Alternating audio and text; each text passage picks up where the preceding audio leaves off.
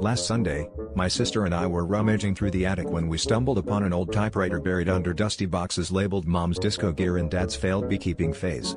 Intrigued, I decided to take it downstairs and try my hand at writing the next great American novel. As I clacked away, my sister mentioned that each key press sounded like Morse code. We laughed it off, but later that week, a neighbor knocked on our door, claiming he picked up a masterpiece through his ham radio. Soon, the whole town tuned in, thinking it was some avant-garde Morse code blog.